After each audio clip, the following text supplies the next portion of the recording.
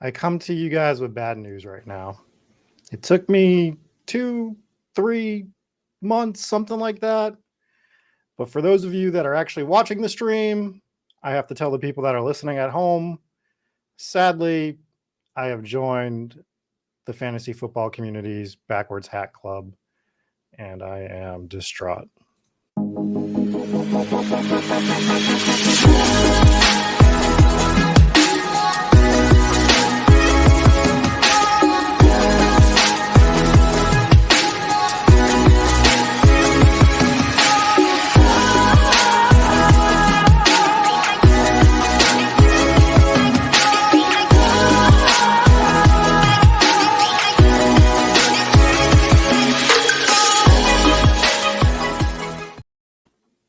Yeah, it's Bullock. I don't blame you. You want to unsub because of the hat. Totally justifiable. I can't believe I did it, but it is like 80 degrees outside. It feels like it's starting to cool down a little bit. So I got to stop doing a lot of the beanies for the next 3-4 months. We get about 8 months of beanie weather in Boston. But what is going on, everyone? Welcome into the Spike Week football show at the end of May, where draft season has been in full form for 2 months already. So I want to talk a little bit about the overreactions I'm seeing for some of the players, some of the strategies, everything that has to do with best ball right now. I kind of lurk a little bit here and there and check on Twitter, see what people are talking about, form my own opinions, make fun of Trey Lance here and there, throw some stuff out. But what are you guys seeing that you're like, people are going way overboard with this? So for me, I think that the biggest thing of the offseason, and it's cooled down a little bit, people aren't talking about it as much anymore, is the A.J. Brown thing as soon as he got traded and how he was downgrading so much from Tennessee to Philadelphia. It still blows my mind that was the take from a lot of people. Uncle Andy says Sky Moore. Do you think he's not getting steamed enough, or is he just getting way too hyped for you? Because I think he's getting way too hyped. He's probably not a guy I'm going to have a lot of. As much as I like the Chiefs, I'd rather have MVS. I'd rather have Juju. You know, you want Kelsey, you want Mahomes. It's not that I don't want Sky Moore with the situation he's in, but I don't want him where he's starting to get crept up to. And it feels like he's only going to get rocket shipped more. And why do we want him there? He might be the sixth option on the team. Yeah, he's going nuts. Like, yeah, he's getting steamed up into the 70s and 80s. Uncle Andy says he's getting too much steam. I agree. I mean, yeah, we love that he went to the Chiefs, but everyone else can draft him. If I'm wrong, I'm wrong, right? Anyone else, you guys are like, if I'm wrong on this guy, so be it. I don't care. Dalvin Cook's one for me right now until the legal issues. He's already a guy that you're shaky on going into the season. You know, Madison's lurking back there. And I love taking Madison in the 12th, 13th round if we know he's going to get a few games every year, just the way Dalvin Cook is, most running backs, right? But just to go back to the A.J. Brown thing, A.J. Brown, like getting the reverse steam because he's going to Philadelphia. And I've talked about this a few times. Philadelphia tried to show you that they wanted to be a passing team first last year, early in the season. They got slammed by the fans for not running enough. Now they're getting you another number one wide receiver to go with Devonta Smith. It hurts my Devonta Smith take slightly because, you know, A.J. Brown coming in, he's going to be the alpha. Goddard's there. It's a heavy load of supporting cast for Hurts to actually support. But if he's going to support any of them, it's going to be A.J. Brown, in my opinion. I think Goddard actually might be the guy that gets hurt the most out about this, and I don't even think that's that bad, especially for his position of tight end. Like we see what the tight end situation is. People are starting to come back on Kelsey is the pure number one, and he's a first rounder. People were really leery on that in the beginning of the best ball season, though. I guess this is the beginning, but you know what I mean. When people were drafting in February, March, April, these were maniacs. The tight end situation, I don't love anyone at tight end, but I still think you need one of those high ends to win the tournament. Like you're going to need a Kelsey all the way down to like Hawkinson, Goddard in that range. And he's a guy that's definitely going to still get you games. So I think that the A.J. Brown thing hurts Goddard more than it hurts Devonta Smith. But if I'm right on that, then drafting Devonta Smith in the 6th, 7th round is great. A.J. Brown in the 2nd is going to be fine. And you can get this Eagle stack pretty easy. It's not that hard. Even if you don't want to take A.J. Brown, what we've been talking about throughout the last couple months, you don't need to follow ADP. You still want to try to play the ADP game here and there, but you want to take Goddard around early, Devonta Smith around early so that you can get Goddard, Smith, and Hurts. Why not? We're not beholden to ADPs, right? Like that stuff drives me crazy. And I fall into that trap occasionally. I fell into it the first few BBMs. I'll probably fall into this one too. We're going to be drafting a team in a little bit. But other than that, the other thing that I see people like, it's this big hot take that came out. Remember last year, you got to stack week 17. 17's the week. It was Dallas, Arizona, I believe. Everyone was talking about it. It makes sense, right? You want to have the best game, supposedly best game of the season for your championship. I saw a take on Twitter, and I wish I could remember who it was. And I am sorry to the individual that tweeted about this. But if anyone knows who tweeted this, week 16 is more important to stack than week 17. And that's because you have to win on Ball Mania.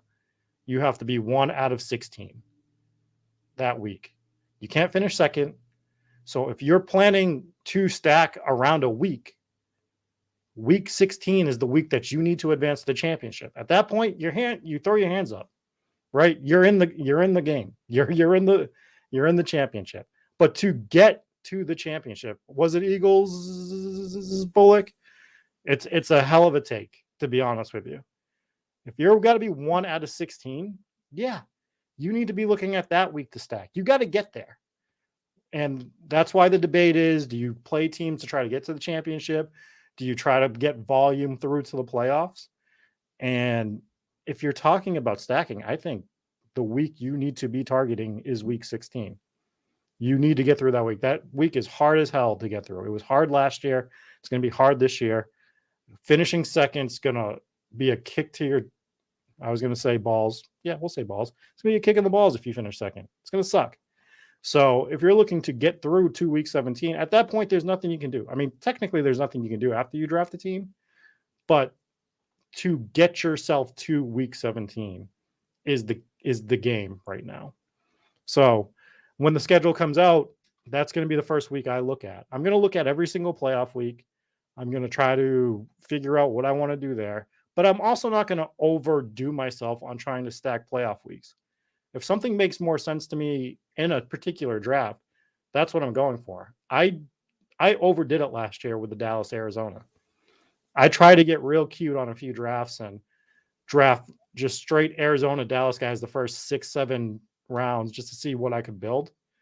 And it didn't work out well. We saw all the Arizona guys get hurt. Hopkins go down. Dallas wasn't what we thought it was going to be. That happens every year. A team's never what we think it. There's very few teams that live up to the hype that like Dallas lived up to, was getting hyped up to last year. If their defense is anywhere near as good as last year, they're not going to be the same team. They lose Amari Cooper, and these things happen. People get hurt. I mean, it is what it is. So those are like my 2 big points of like watching people overreact and talk about is, oh, you have to stack week 17. Theoretically, if you're playing your stacks, you're already technically stacked. You just don't have to target that game. I mean, we look at DFS. That's why you can still play DFS, right? I mean, and if everybody's going to be targeting a game week 17, maybe I'm looking for that 2nd, 3rd, 4th game, just like we do in DFS, right? Once we hear everyone's going to be playing, the exposure on a game is going to be nuts. If we're going to start hearing that about a game on week 17, maybe we want to look down the schedule a little bit and be like, all right, well, who's probably going to be the 2nd, 3rd, 4th best team week 17 to stack? I got to get through to week 17. What's going on week 15? What's my best course of action to get through week 15? And then I'll let the chips lay wherever they lay. Week 16, 17. Week 16, same thing. So the overreaction to the drafting, the overreaction to A.J. Brown ending up in Philly, and that's supposed to be a bad thing. I mean, I don't think we've seen A.J. Brown's best season yet, to be honest. I think you're going to see that in the next few years, either this year or the following year, depending on what happens with Hurts. We know that this year is a prove-it year for Hurts. And something that I thought of earlier today that might relate to the Eagles, we know Brady's gone. Kyler Murray doesn't seem like he's overly thrilled to be in Arizona. What if Kyler Murray ends up in Philly? Kyler Murray, A.J. Brown, Devonta Smith. I mean, they could make a run at him in the offseason if Kyler doesn't sign anything. I mean, we're talking a year ahead right now, but I was saying earlier that I think Kyler might be going to like Tampa Bay or something like that. But who knows? Some of these teams might be loading up for stuff like that. Are we ready to jump in a draft? I think that's what we should set our screen up to do here. So let me share. Let me share my screen here. And in the chat, let me know if there's anything that you guys are seeing people overreact to. All right, there we go. So let's jump into a BBM. Make sure we're on 32nd pick. We don't want to pull the thing I've seen a few streams happen with this year where they're drafting. Oh, did my thing not work? All right. Let's deposit. Let's hide my screen for 1 second while I deposit some money, which I thought I did beforehand, but clearly I forgot to do that. Yeah. So bear with me while I'm doing that. Sag says highest scoring teams last year, week 17, Seahawks 51 points, Pats 50. So that is a phenomenal point, right? What if I mean, would any of you pick the Patriots to score 50 points in week 17 or any week during the season? No, of course not.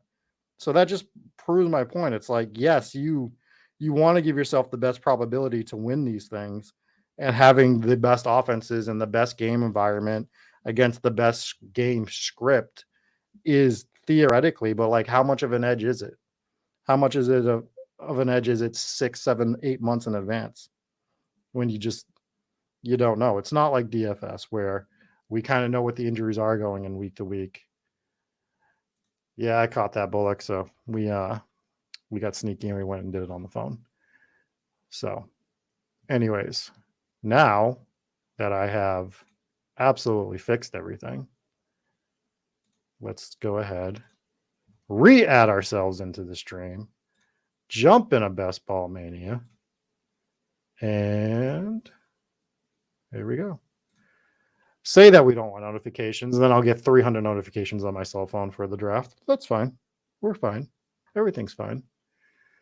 What do we do? Oh my God, guys. We have to wait for an entire draft? All 11 players?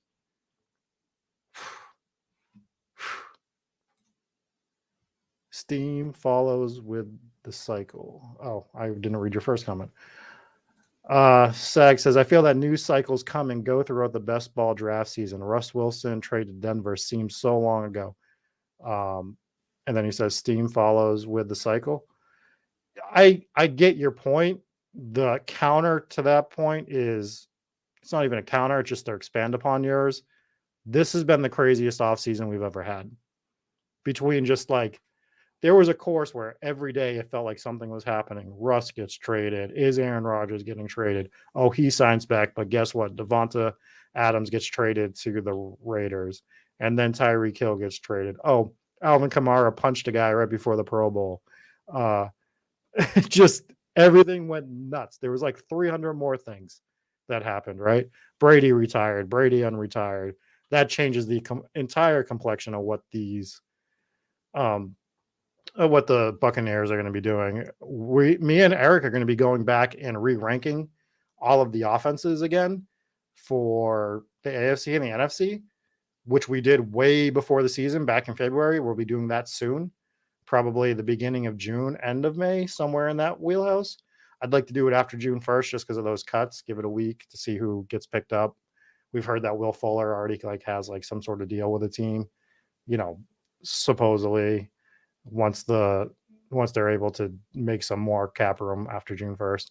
So once those deals are done, Julio, Jarvis signing with the team, not that they're going to give teams a gigantic bump. I'm still big on Julio. I think like Julio's a guy I'm grabbing a ton of right now. So yeah, I expect to see a Trey Lance share here. Well, we need 10 more people to do this draft. So you might not see any shares here. We might be here for like 3 hours. I have another show to do at 9 o'clock tonight, guys. We got to play. We got to draft. Somebody hop in the draft with us. Let's draft the best Ball Mania team.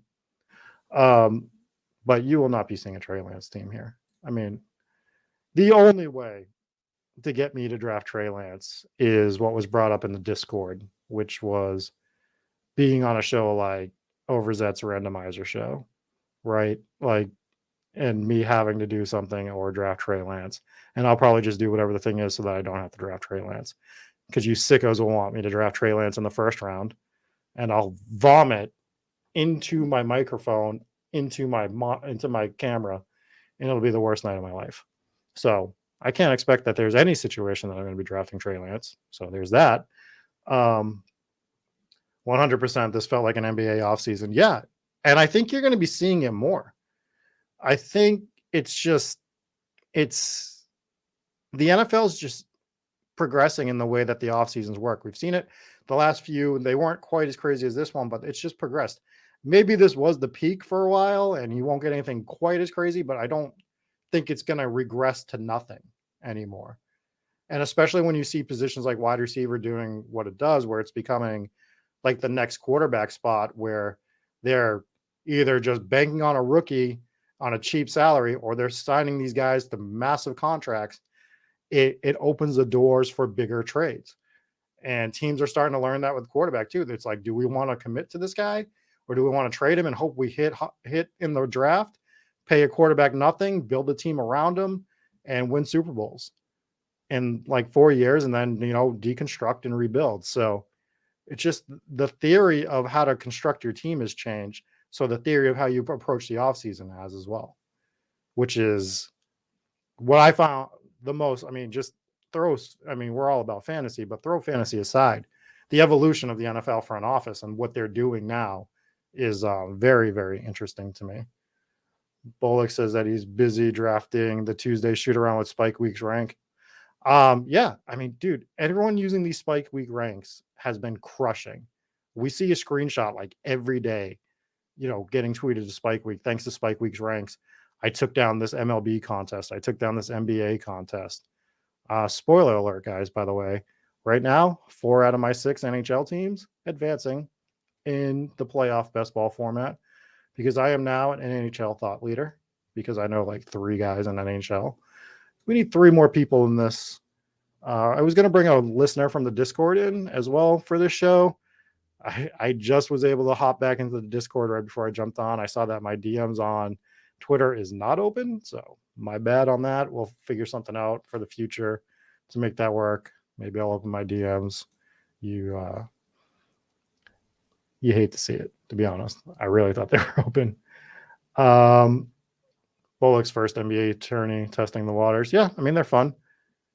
The NBA playoffs have been super fun. I'm in Boston, so watching the Celtics, I'll be honest, I didn't watch hardly any games before the playoffs, and watching the Celtics in the playoffs has been a lot of fun, and hopefully they do beat the Bucks as much as I do like Giannis, but we want to see the Celtics do good here. Personally, see the Bruins do good. I'll be trying to keep my eye on the score of that game later. Like I said, I have another show at 9.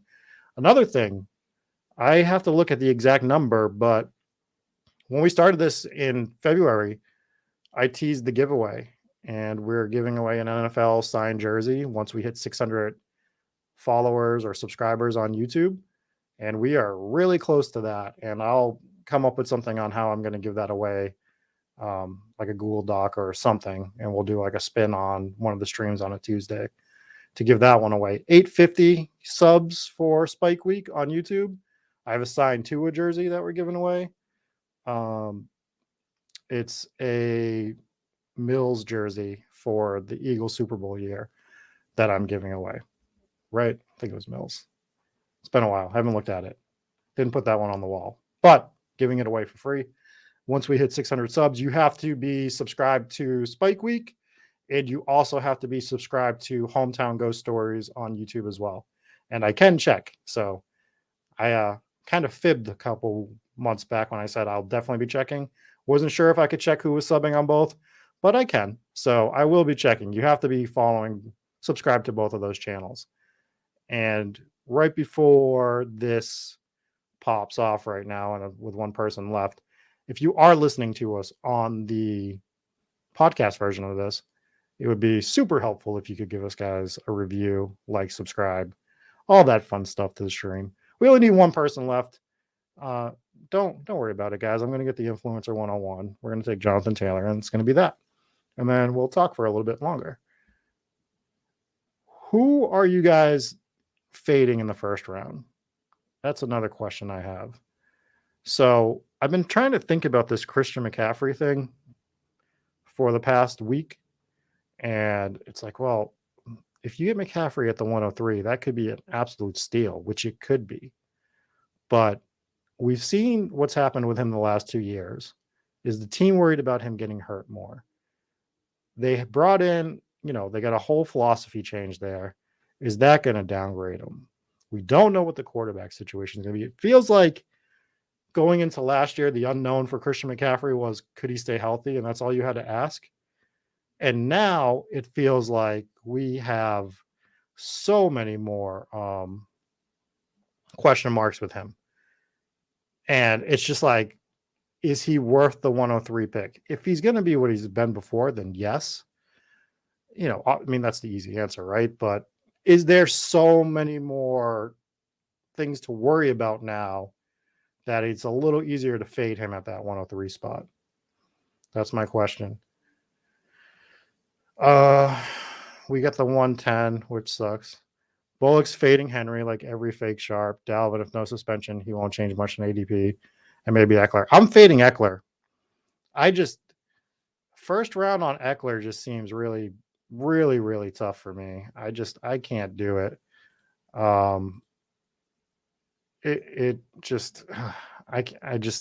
He's a mid-second for me. I understand why people like him, but especially on Underdog, where we're doing the half-point PPR, I think he's one of those guys that it makes a difference on. I don't think there's many guys that it does, but for me, he's one of those guys. But we saw him getting goal line work last year too. That's the counter. So I don't know. I get scared of Eckler. I'm not fading Henry. I mean, you guys want to keep fading Henry, that's fine. Injury is the only concern with him.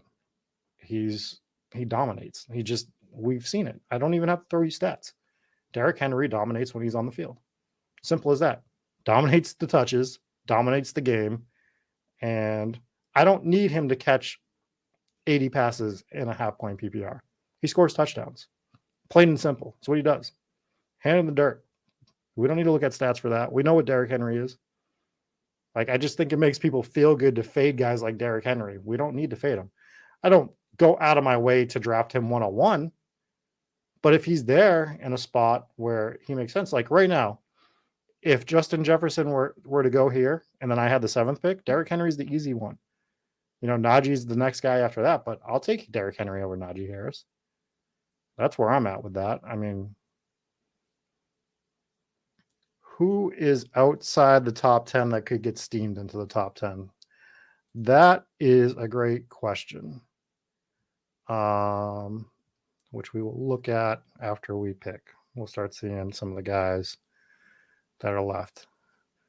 So I actually hate the 110 spot, to be honest with you. This is not my favorite spot to draft from. Once Jefferson goes, I think that's the break for me in the first round. It really sucks. I don't love Devonta Adams here. So for me, it's either Mixon or Diggs is where I'd be looking and am looking. So I think we're going to do Diggs, and we'll see what happens in the second round. But those are the guys I'd be looking at here. Kelsey, I guess, is a guy that I've mixed in this back end as well, and then hope that maybe Mixon or Diggs would fall to me. But we're just going to be doing the same thing. We're going to hope that Mixon or Kelsey falls. I'm sure somebody in the chat's watching. and is going to crush my hopes and dreams. Well, there goes Devonta Adams, which I still like him, but man, so much uncertainty with Adams with the Raiders, but maybe we're overthinking that. Maybe that Derek Carr connection is just there. You know, we laugh about the Cooper Kupp and Matt Stafford breakfast and AJ Brown and Jalen Hurts being best friends and all. So I don't know. I mean, it might be fine. They're going to have to throw the ball a ton in that division. I've hyped that division. Not that it's hard to hype that division, but I've talked about trying to get stacks of AFC West teams because they should be shooting out with each other and anyone else that they play. We looked at their outside schedule at one point. Ooh, Javonte Williams. So Williams could get easily steamed back into the top 10. We're going to grab Mixon here. He's a guy I wanted to talk about at some point as well. Bullock says that he thinks CD could get steamed to the top 10 by Devontae. I think CD's too high right now as it is. I love CD Williams. CD Williams. Where the hell did that come from? Because I was talking about Javonte Williams, huh? I love CD Lamb. I think he's great. I want him on my teams. Top of the second round for CD Lamb, where that, like we talked about earlier, that offense was down a notch from what we thought it was going to be last year. We don't know if he's going to be playing the slot or what he's doing this year yet. Anyone that tells you they do, they don't. Things change with that team all the time. And Amari Cooper's gone. Gallup's hurt. He's got no one to I don't know, man. They lose Wilson. It's him, it's Schultz, it's Pollard coming out of the backfield. And everyone's talking about how they love Pollard over Zeke. We're talking about Jerry Jones. I don't care who the head coach is. We're talking about Jerry Jones. We know who runs that team. If Jerry Jones loves Zeke, Zeke's going to get his touches. It's plain and simple.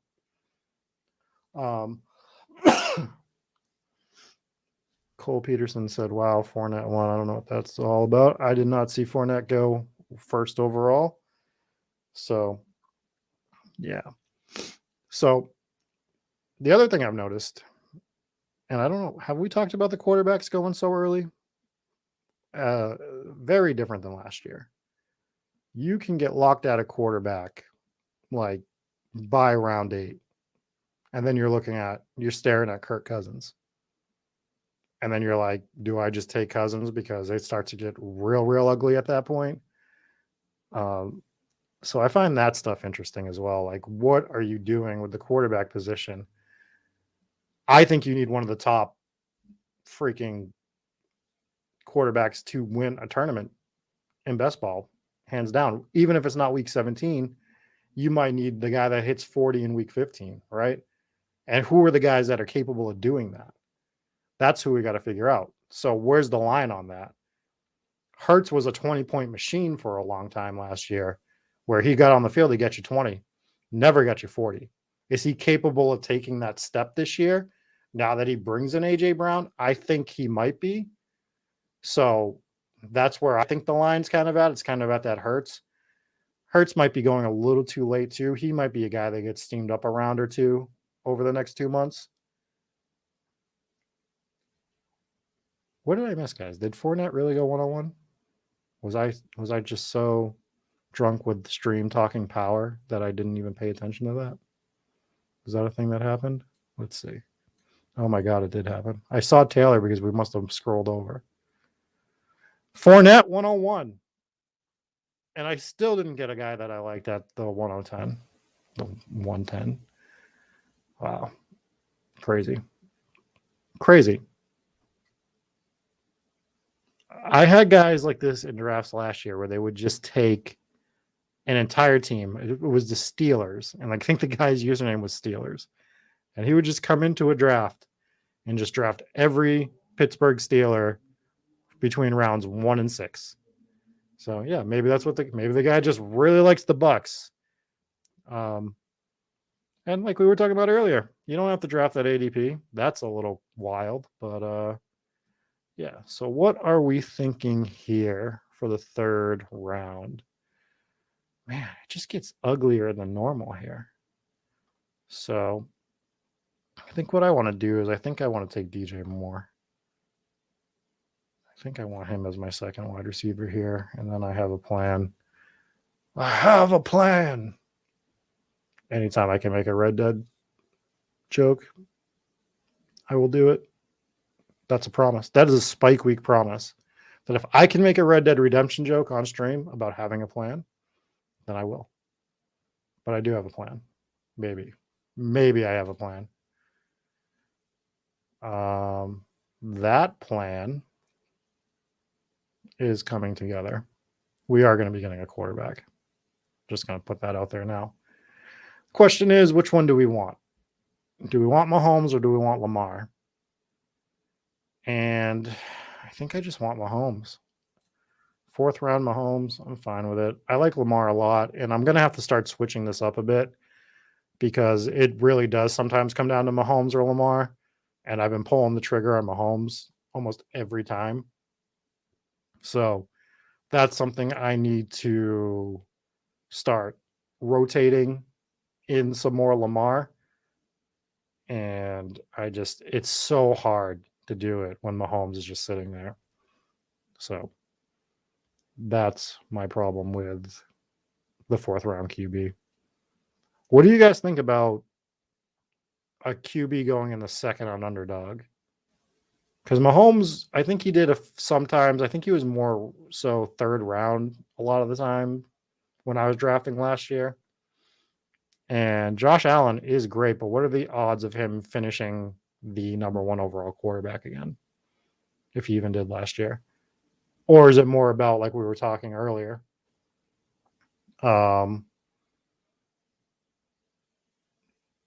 where you just want that quarterback that's capable of 40? And is there a quarterback more capable of 40 than Josh Allen?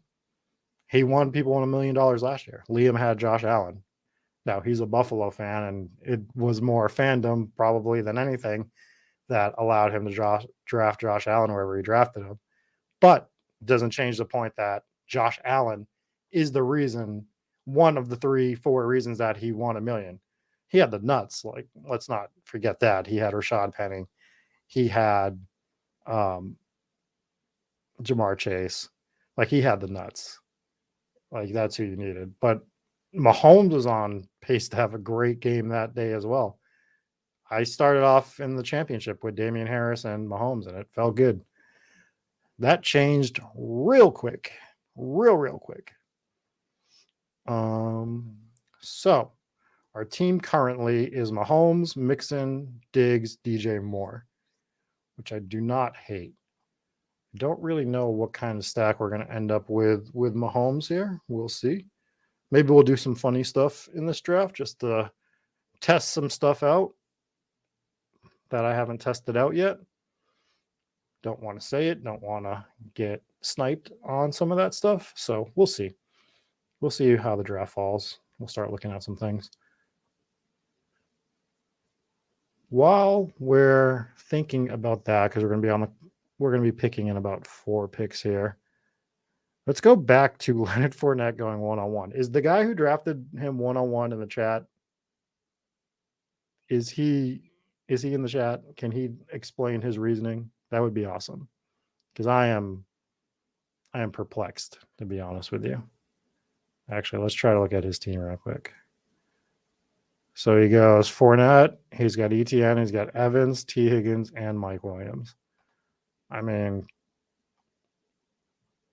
I'm all for doing different things. So, like, I'm trying not to hate on it because it's not like he's drafting terribly either, right? He's going to try to set this up with Brady. So he gets Brady, Fournette. If you like ETN, then ETN's fine. Evans, Higgins, Mike Williams. Like, it's not terrible. It's just you have access to players with, like, superhuman abilities in those first 5, 6, 7, 8 picks. But I like it as a premise. Like, say he did that from, like, the 110.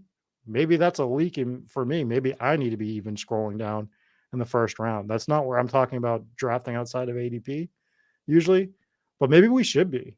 It's a fun thought experiment trying something to that effect. So Juju goes before McLaurin. I mean, interesting. I think I'm gonna take McLaurin, and I'm drafting at the top of ADP, just doing the exact opposite of what I said we should be doing. But that's what we're gonna do because I said so. And then we're gonna get a little cute. I think we're gonna get cute at the 6th pick.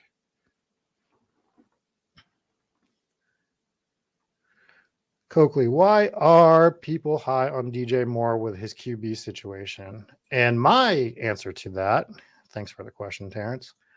Leave it on screen for a second. Let me draft, and then we will talk about DJ Moore. It's got a lot to do with upside. And I don't hate the QB situation. I mean, I don't love it. Let's say that right now. It's not a love affair with them probably starting with Darnold. We're going to get a little cute, and we're going to try a 2 elite QB build. We're going to go Hurts, and we're going to go Mahomes, and we're going to see what we can do with that build. Something I want to mix in here and see what we can do. So back to DJ Moore. Why are people high on him? Well, it's talent. He just produces. And he had Darnold, and they were looking good at the beginning of the season. Darnold was, if you drafted Darnold last year, those first 4 or 5 weeks, can't remember exactly how many, you felt like the smartest man in the room because Darnold looked fine. He was running all over the place. He was connecting with his wide receivers. And then the cliff came, then the injury came. The question is, can he be 85%, 80% on what he was at the beginning of the year for a season? Does he have to be? They drafted a quarterback. Does he come in? Like, I think there is reasons to be optimistic. I totally get being down on the Panthers. It's everything we talked about with Christian McCaffrey. There's a lot of question marks about everything. The one question mark we don't have is DJ Moore has produced at a pretty high level consistently. So even with a bad quarterback, he should still be good. Now, the counter to that, and what I always talk about is what offenses don't we want? And we really got to consider if Carolina is going to be one of those offenses that we don't want. Doesn't matter that they have Christian McCaffrey and a wide receiver. I mean, it's a little bit of a different situation than last year, but for me last year, I wasn't drafting Saints. Wanted nothing to do with them. I did not want Kamara. I didn't want Michael Thomas. I didn't like what I saw going on within the organization for the offense. So I was out. I still feel good about that. Who were you happy if you drafted Kamara last year? No. Clearly you weren't happy if you drafted Michael Thomas. You got nothing out of him. It was worth a stab. I'm not going to say it wasn't worth a stab here and there. If you wanted to do it, I understand the reasoning people drafted him. But Carolina's sort of the same way. Yeah, they have an elite running back. Great. They have an elite wide receiver. He's elite. He's up there. He's not elite, but he's like, maybe DJ Moore is like here. But he has the potential to be elite if he's got the right situation, the right quarterback. Maybe they just shoot out. I don't think so. I don't think that's the way that offense is going to go. So that's why we're going to have to, over the next month, 2 months, decide where we're at on Carolina. So I get the point on that for sure. And this is what I was talking about. Bullock loves DJ Moore because of his talent. And I agree. It's just he's looking at DJ Moore's game logs and it doesn't look good. Well, again, that entire team fell off after week 4 or 5 last year. But when he's producing, DJ Moore is one of the better wide receivers in the league. But I'm with you. If we want to look real hard at Carolina, I talked about it at the beginning of the show. I don't know what I feel about the Carolina Panthers. I'm going to draft them for now. But when I really sit back and think about Carolina, I might start shying away. I might stop drafting Christian McCaffrey. I might not have as much DJ Moore as other people going forward. For now, I'm still on DJ Moore, but I reserve the right to change that opinion. That's the thing we can do sometimes, right? Even if we're talking on streams, we're allowed to change our opinion here and there occasionally with presented with new information or when digging into the information more. And no one will say anything, right? No one will yell at me. I'm sure that's the way that'll go. We are going to be back on the clock in a pick. Let's take a look. We are drying up on stacks. So we'll grab Goddard to go with our quarterback. One of our quarterbacks, as we grab Jalen Hurts and we have Patrick Mahomes. And we'll start looking. And we have a plan again. So Terrence says, I think middling teams fade at the end. Bad teams have spot guys who do good, and good teams get better. I'm not disagreeing with that take at all. And it's part of my overall philosophy in general. We're going to overdraft right now. And we're going to take Valdez-Scantling because his ADP has been all over the place. 8th round is probably way too high for him. But again, I'm doing things a little bit different here and there. I'm going to make sure I get some of the stacks I want to get. And there's no one that I really loved on the board so much. I mean, I like Pollard and all, but would I rather have MVS with Mahomes? Yeah, I think so. I mean, I can get a guy around Pollard in the 9th round, the end of the 9th round. So, yeah, I think that when me and Bime4 really sit down in 2 or 3 weeks and we start talking about where we're going to be ranking these offenses for the majority of the drafting season. Because again, we did the rankings in February, a lot of fun. We had no information on the teams. We're going to see how different it is after 3 months of knowing some stuff. Excuse me for 1 second, guys. So now that we have the information, we're going to re-rank all of these offenses. We're going to see just the differences. Like teams like Tampa Bay, we had them at the bottom, and clearly that situation has changed so much. And then there's going to be teams like Carolina that we really have to think about, because you can't just think of it on the level of, oh, they have CMC, oh, they have DJ Moore, they're fine. They could be a completely different team with the overhaul on the coaching staff. They could be a completely different team if their quarterback's not good. We know that Darnold's not good, but can he be fine? Are they just going to start the rookie right away? Are we going straight to a rookie quarterback? What does that mean for DJ Moore? I mean, so is Carolina a team to fade? That's going to be a question.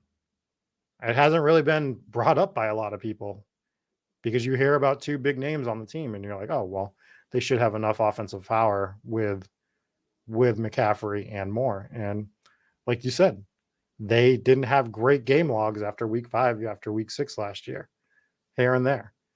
DJ Moore didn't live up to his 4th round pick last year, but we know the potential's there, is what I would say. So is he capable of reaching his potential in his situation? And he might not be. I mean, flat out, he just might not be a guy capable of reaching his potential with the Carolina Panthers this year. It happens. Do I think Alvin Kamara is bad at football because I didn't want to draft him last year? No. He's in a bad situation last year.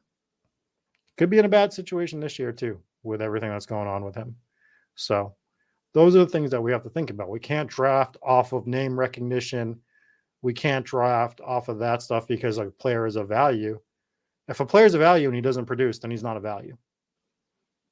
I mean, I hate to break it to some people, but just because they're going where you think they're a value, if you get nothing out of them, I know we're taking risk and we're we got to be open to risk, but there's certain spots that you just, I don't know, man. I wish I saw more people take hard stands on guys, personally. No shade at anybody, but I will take a stand on, not everybody, but there's guys that I'll take a stand on, that I'm just not going to draft. Dalvin Cook, I'm not drafting him currently. Once more information comes out with his situation, maybe. But he's already at his about the highest he's going to get. Maybe he slides up another 2 spots. Kamara could jump way up there. I mean, I still don't completely love New Orleans, but I'm more open to them this year than I was last year. So we're coming back up on our 9th round pick here. Saw Sony Michel signed with Miami today, right? Really screws that backfield up quite a bit. Let's see what we got for wideouts here. Don't love it. I kind of don't hate Woods. And I don't think I've drafted Robert Woods at all yet. Maybe we take Woods. Where are we on Kadarius Toney? Do we think he's staying with the Giants? Terrence says he's seen enough from Darnold. He lives in New York City. Sorry, man. Sorry you had to deal with that. I know he saw a ghost when he played New England. Tough to see. But he wasn't terrible in the beginning of the year, is what I think people forget. He was fine. Is he serviceable to run the offense? Are they going to bring somebody else in? That's still an option. I mean, when they draft the rookie, who they draft? Corral, right? Pretty sure that's who they drafted. I mean, it makes it less likely that they're going to bring somebody in. But I don't know, man. Like, yeah, they drafted Coral. I don't know. I think they have potential, and it's one of the teams that's on my list to like really go over and see what I want to do. So maybe we draft. I think we're gonna draft Penny. Oh, it hurts the soul. But I have no Rashad Penny either, so I'm just making a team that I just don't have a lot of. Maybe I should have won Singletary there. I think Rashad Penny is going to get a good shot in Seattle this year. And I think you're getting a little bit of a discount on him at the moment. So we'll take Penny. And I'm fine with the backfield of having Mixon Penny right now. Now, we know Seattle's going to suck, right? So that could be a thing where we look back in a month and I'm like, why am I going to draft any Seattle Seahawks? They're all too high. We have 2 of their wide receivers in the top 7 rounds, I believe, 6. DK is usually about a 3rd rounder. Tyler Lockett's in the 6th or 7th. 2 running backs by round 10. And we think they're going to be one of the worst offenses in the league. Maybe I just overly talked myself out of Seattle. Drew Lock's going to be their quarterback. Yeah, so probably bad. Probably a bad pick. Probably didn't think that one through enough, but I'm okay with it. We can survive off the Rashad Penny. We know he's capable of ripping off a 30 or 40 point game. So right now we are sitting on Mahomes, Hurts, Mixon, Penny, Diggs, Moore, McLaurin, MVS, Robert Woods, Dallas Goedert. So we have at least a skinny stack with Mahomes and Hurts for the time being, which is fine. And I don't even think you have to do anything more than a skinny stack for quarterbacks, especially Hurts when he's running. Mahomes, you would like to double stack here and there. But again, let's go back to the winner of last year. He had Jamar Chase. So if you had Chase Burrow, like if that was the combo to have that day, then you're fine. Josh Allen, Stephon Diggs as a combo, fine. Like when you have the guy that wins the league, the championship for you, or your week for you in a best ball tournament, it's usually because your guy went off for 40 points and he just was the main target of the quarterback, right? So to win a tournament, I don't think you need to be double stacking Mahomes. You're just obviously giving yourself an extra bullet in the chamber of getting the right guy with Mahomes. Josh Allen, you could be doing it with Gabriel Davis. So what's going on, Felix? Welcome to the stream. Saw your schedule today. Congrats on getting out there, grinding the stream.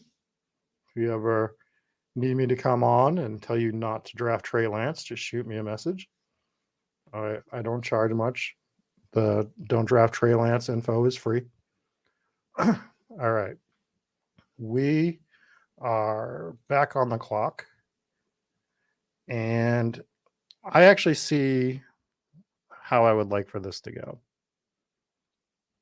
I don't want to say anything yet. That's the problem with streaming is it's like you don't want to tip your pick, but with there being 7 seconds left and a short delay, I'd love to get Ramondre Stevenson here.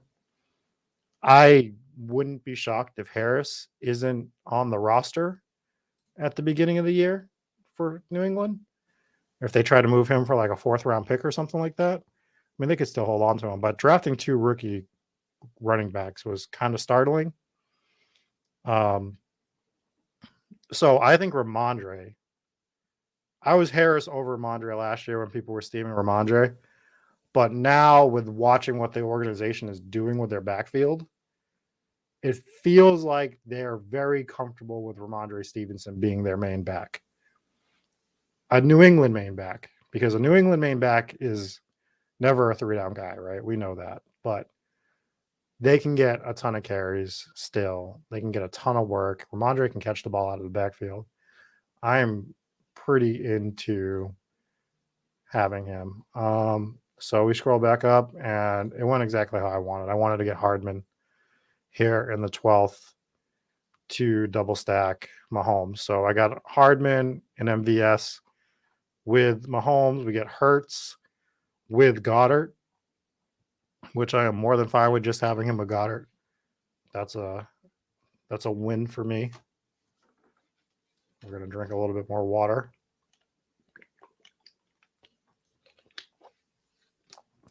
Because my throat was tickling quite a bit. So yeah, if you guys weren't here a little bit earlier, we're very close to the giveaway on Spike Week, which is a signed Mills jersey from his not from his New England days, from his Super Bowl win with the Philadelphia Eagles. It's a Stitch jersey, signed on the back, authenticated.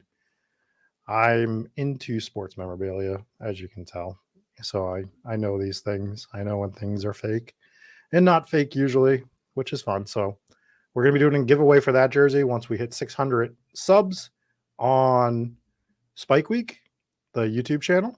You also need to be following Hometown Ghost Stories. I'll be giving more information in the Discord for that. We also at Spike Week have a big announcement about a thing we're doing. And I'm just teasing it for now, but I do think we're going to be announcing it tonight, which is fun. Been working on it for over a month behind the scenes, getting some material together for it, getting the actual thing together as a whole. There's going to be a lot of fun stuff going on with it. So be on the lookout on Twitter tonight from the Spike Week channel. I'll obviously be retweeting it. I think you'll see Eric himself retweeting it. We've teased it already. We've teased the teaser. I guess I'm officially a streamer now. We have teased the teaser that I'm teasing now. Right? Is that how that worked? Maybe I don't have a plan. Anyways, that's going to be coming out. And yeah, that's going to be a lot of fun. It's a lot of fun. I'm super. It's the thing I've been looking forward to the most with Spike Week since starting here. Got some other stuff going on behind the scenes as well. Felix says that he tried watching Hometown Ghost Stories, but it definitely freaked me out. Well, that's the point of the show. We tried to scare you. But, spoiler, kind of, if you stick around and we do like a 15-minute pre-produced segment, and then it goes into us talking, and it's a little bit more fun and laid back then. Anyways, we are coming up on the clock here. And I see a lot of potential at the wide receiver spot. Let's look at some of the other stuff that's out here. So we could be looking at grabbing another tight end. Running back looks really tough. Ooh.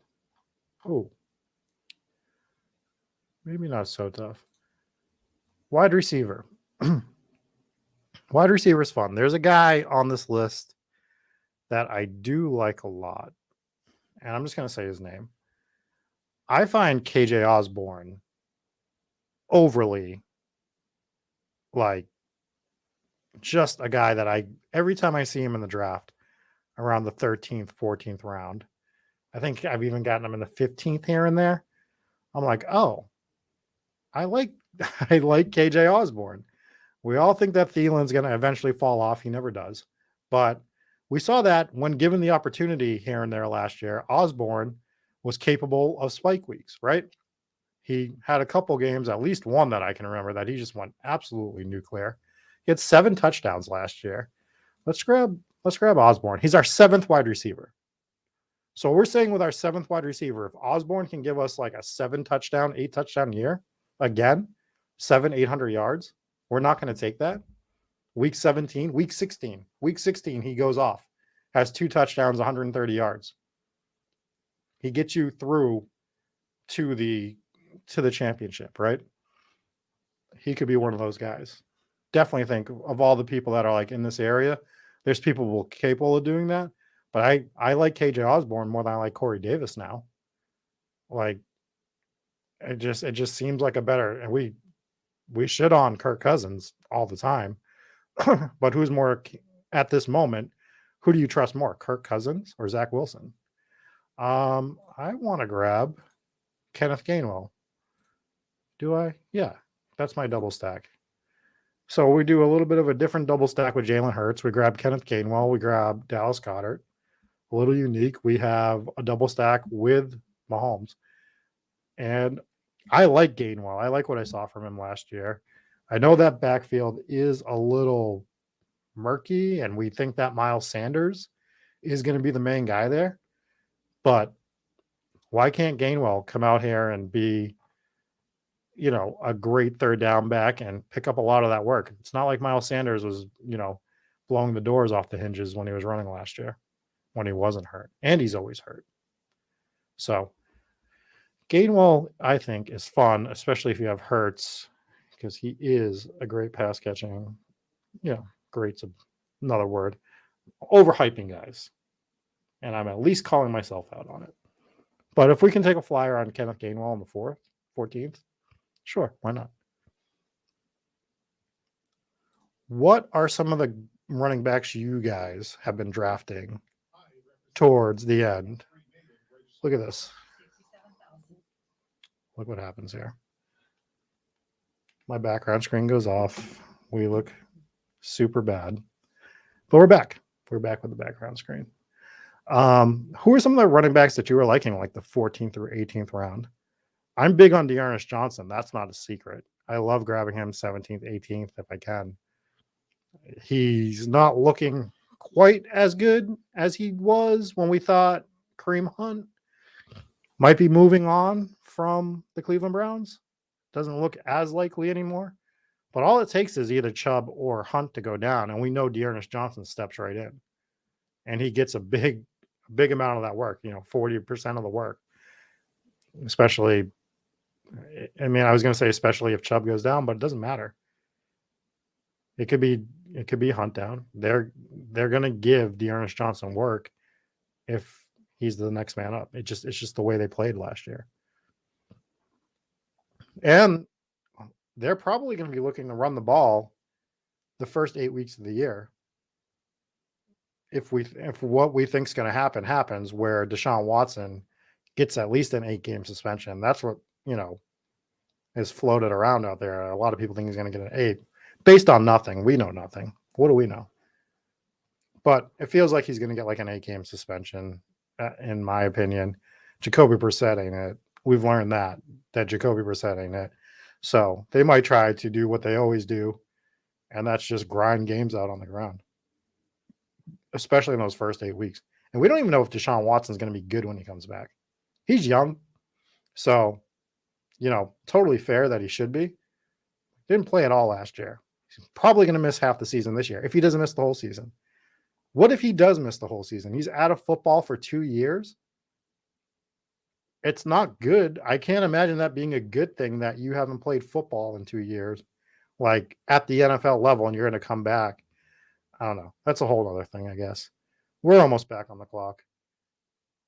Where are we looking here? Right now we got a 2-4-7-1 build.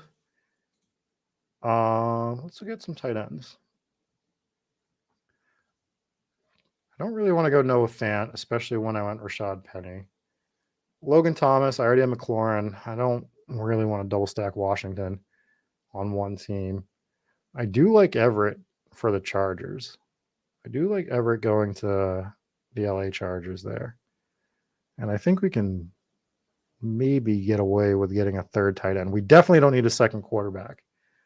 Let's just kind of look around real quick. What are we looking at for running backs here? So everybody loves Swift in Detroit.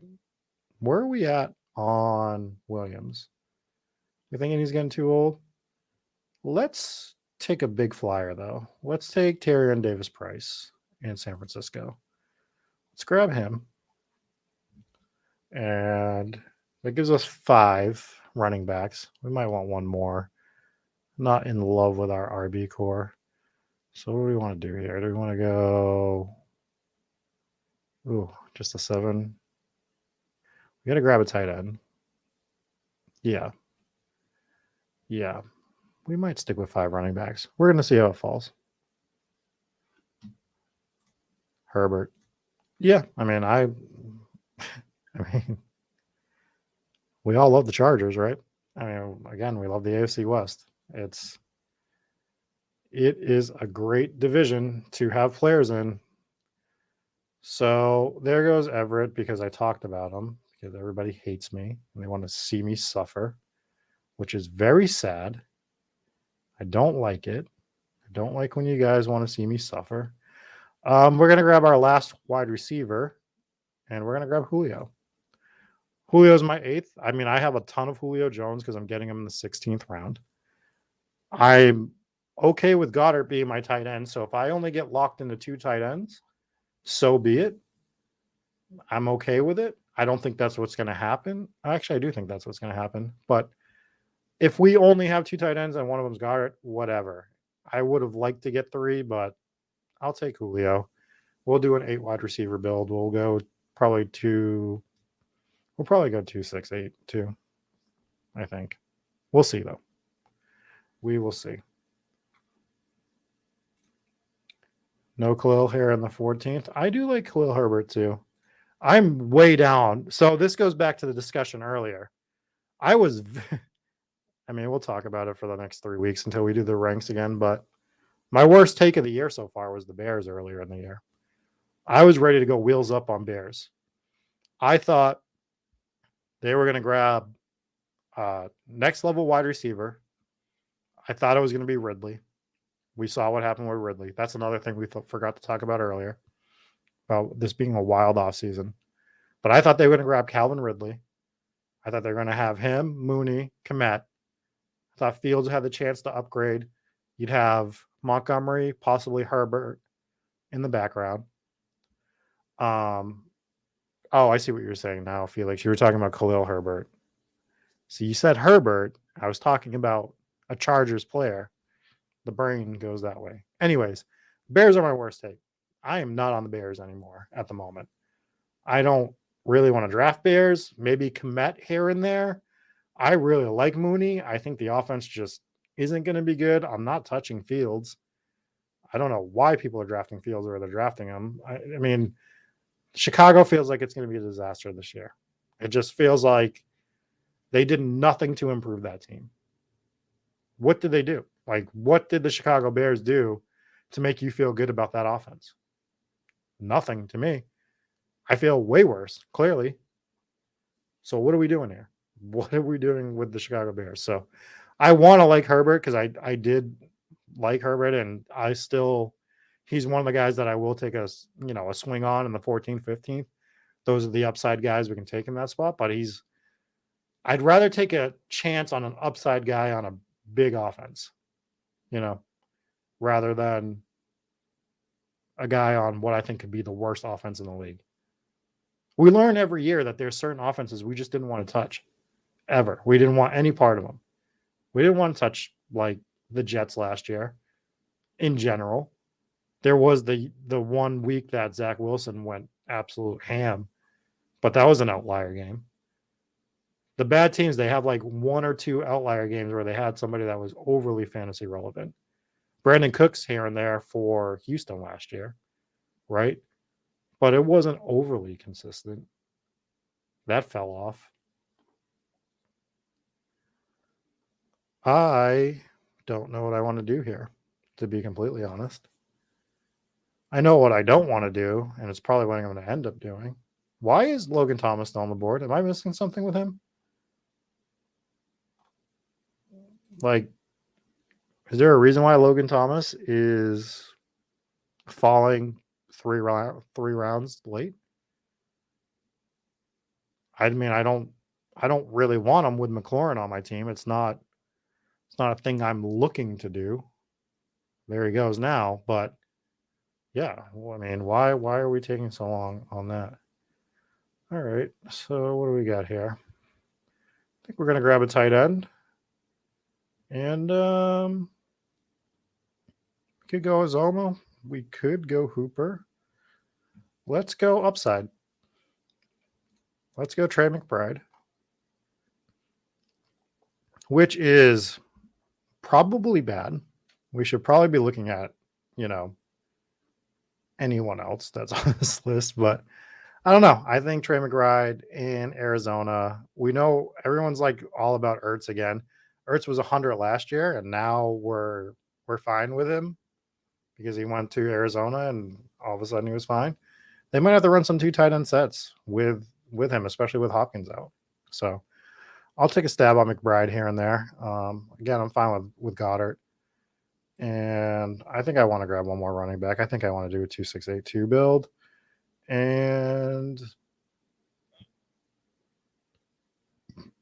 let's just cap it off with Dearness Johnson on the 18th.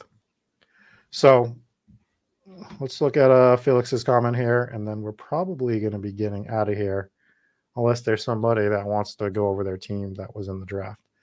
Anyway, Felix says, I need Zach Wilson that 1 week because TB12 put up a stinker against the Saints. Yeah, well, I don't know what it is about him playing the Saints. He can't do anything against them except if it's in the playoffs. But yeah, I mean, that's what I'm saying. Like, it's great that you had him for that 1 week.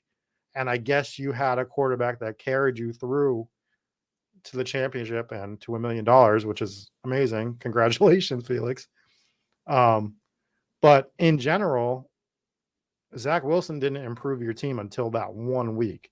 And that's not what we want from a quarterback.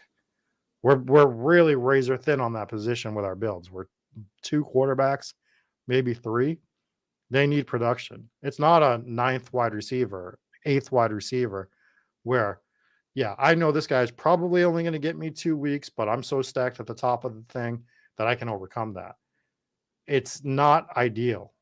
And, you threaded the needle on that one. It's just not optimal. It's not the optimal way to be getting through. And he did it for you in the spot that you needed him to do it.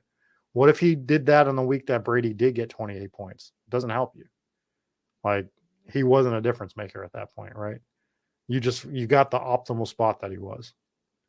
So let's go over the team real quick. We got Mahomes, Jalen Hurts. For our quarterbacks, we got Mixon, Penny, Stevenson, Gainwell, Terry and Davis Price, Dearness Johnson. I actually don't hate our running back core. I mean, it's not clearly the best, but it's fine. Diggs, DJ Moore, Terry McLaurin, MVS. God damn it. How dare you? MVS, Robert Woods, McCole Hardman, KJ Osborne, Julio Jones. And then we got Dallas Goedert and Trey McBride. We probably should have maybe grabbed another tight end a lot earlier if we were going to go 2 tight ends. But I'm fine with taking Goddard, McBride, and just hoping we win everywhere else on a team like this. Is it my favorite team I've drafted? No. Well, we were trying something new with the 2 quarterbacks early thing, right? So I don't completely hate it either. So it might be something we try again in the future. Before we get out of here, DJ Dog says, do you go under on teams like the Chiefs because of high ownership on the field?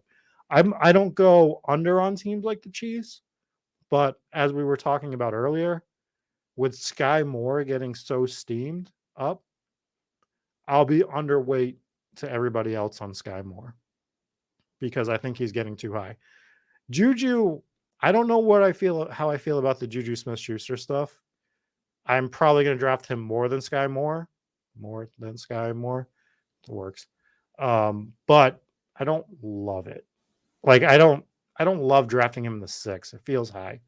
But that could be recency bias. And I just have to I might have to get my brain to go past that, right? Sometimes we see stuff and we get nervous and like we just get these preconceived notions about like, oh, well, he sucked last year with the Steelers. He was hurt. The year before that, he sucked. Like, is he any good? He's like 12 years old still, right? Juju isn't like 13 years old. Just got a bicycle. I don't know, something like that. So he should be fine. But I just got to get my head around the fact of where his ADP is. It might be sticker shock. It's just like, oh, Juju, I should be getting in like the 9th round. Why is he in the 6th? But unless something drastic happens, why is he going to drop either? Like, because he is on the Chiefs. But yeah, I mean, we want to go under on certain players that we think are being overdrafted. I don't know if we want to do it with teams, especially in best ball, because you want the best teams that are going to be consistently scoring points. The Chiefs should be that. Why is my background messing up all the time? Anyways, that has been the Spike Week Football Show, which we do every single Tuesday night. Usually I have a guest, decided to fly solo tonight. It is what it is. Make sure that you like, subscribe to the YouTube. Make sure you like, subscribe. Leave a comment on the Spike Week podcast, especially if you're on Apple Podcasts. Go to spikeweek.com. Look at all the rankings. Win a tournament one night by using the nightly rankings. And then hop in the Discord. Have a conversation with myself and Eric. We talk to everyone. And not just us. Everyone else is in the Discord. Bullock's in there. Silas is in there. Numi's in there if you're talking baseball. Like, we're all jumping in there talking with everybody. So until next week, be on the lookout on Twitter for some stuff that's going to be released. We will see you next time.